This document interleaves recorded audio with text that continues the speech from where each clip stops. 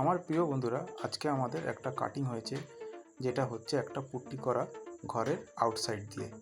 তো এবার আমরা দেখে নেব যে আমরা কেন করেছি। তো প্রথমে আমরা এই পাইপটা ঘরের আউটসাইড থেকে ইনসাইডে দেব।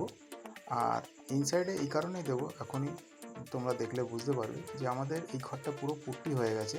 আর এই আয়নাটার উপর একটা লাইটের পয়েন্ট হবে, আর এই সিংহাসনে একটা লাইটের পয়েন্ট হবে, আর একটা হচ্ছে এলইডি স্ট্রিপ হবে, যার কন্ট্রোলটা হবে আমাদের এই সুইচ বোর্ড থেকে। আর আমরা ফুটোটা করেছি আমরা ঠিক উপরে, যেটা আউটসাইড দিয়ে। আমরা যেহেতু ঘর দিয়ে কাটিং করব না, তাই আমরা এটা আউটসাইড দিয়ে করেছি। তো প্রিয় বন্ধুরা, আশা করি তোমরা বুঝতে পেরেছো যে আমরা কেন ভিতর দিয়ে কাটিং না করে বাইরে দিয়ে এইভাবে কাজটা করেছি।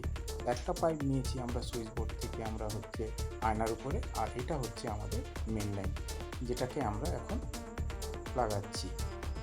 আর এটা চলে আসবে আমাদের এই পাওয়ার মডুলার বোর্ড থেকে, যেখান থেকে আমাদের মেন লাইনটা আসবে। তো প্রিয় বন্ধুরা, আশা করি ভিডিওটা তোমাদের কাছে কেমন লেগেছে তুই অবশ্যই কমেন্টের মাধ্যমে জানিও। আর তোমরাও কি এরকম পরিস্থিতির সম্মুখীন যদি হও, সেটাও অবশ্যই কমেন্টের মাধ্যমে জানিও। আর প্রিয় বন্ধুরা, ভিডিওটা ভালো লাগলে প্লিজ প্লিজ একটা লাইক করো। আর আমার বেশ কিছু আমি ভিডিও আপলোড করেছি, যেখানে খুব সহজেই তোমরা তার ভরা দেখতে পারবে। তো প্রিয় বন্ধুরা, তোমরা সকলে ভালো থেকো, সুস্থ থেকো। তোমাদের সঙ্গে দেখা হচ্ছে নেক্সট ভিডিওতে। ততক্ষণের জন্য টাটা।